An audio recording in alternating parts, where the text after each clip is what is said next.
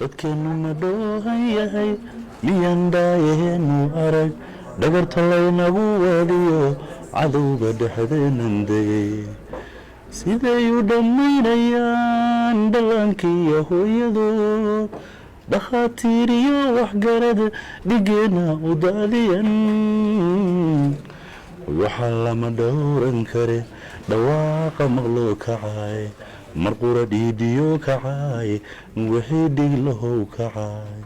damiirku intaanu dhiman dhulkeenna difaacane ujeedkii markii hore fankaan u galay wuxuu ahaa 100% kadib markaan arkay waddankeena burbursan bulshada Soomaaliyeed intaasoo meelood u kala baahday anigana experience gareeyay qaxooti fara badan dadkii oo dhibaataysan inaan dhalinyarada xoogga saaro oo ku wacyigeliyo xagga nabadda iyo inay hub ka dhigaan oo ay maxaan ku leedahay dhinac kale noloshooda u fiiriyaan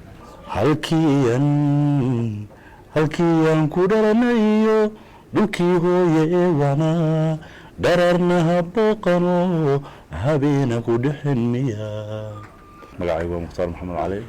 waxaan ahay fanaan Soomaaliyeed waxaan fan ku jiraa in muddo ah anoo yar baan kulli fanka galay dhinaca kalena waxaan ahay nin family man ah oo ahna macallin school oo wax ka bara school ka mid ah iskuulada gobolka Minnesota 1999 كي بهاد مسرحية دي ورثة مع ذاك جارتوس معلنكي معلن بشير محمد عبدي وقف ورثة ستيج صار وأنا ماشي ويجب حي مع عبد المر رواية بهاد كدب مكان عقبة بدن فاهمني ككلا كل مي وحنسوق بين نيروبي نوحن كأساس نكوحدي وياها عصب مدة ودني أنا وولي ومركا عاد سوقري شرينا برنامج وصو صار فنكي because هولها فاهمني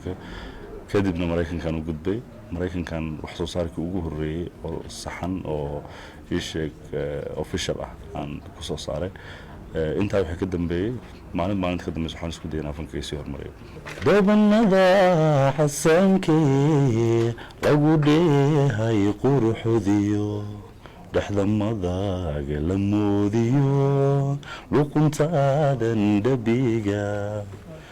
والله عدنكيو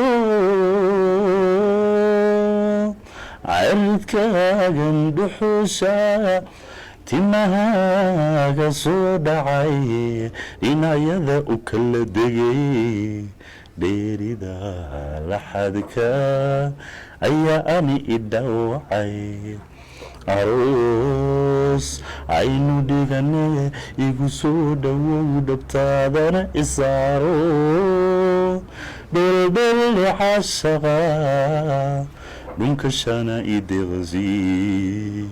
بلبل حشقا ننكشانا إدغزي هذا فكي فنك أنا ربنا كجارو أنا أقول كل هذا ملفع عمان كمريا دانك الصومالي لكن وحان شعر هاي دانك يهده الصومالي دانا جارسيو عالمك هير عالمي هوشاس نوعي سعوتها إن شاء الله وحرسيني إنو نقضو هيكسيجي وقوين وأنك جاري دونا فنك إن شاء الله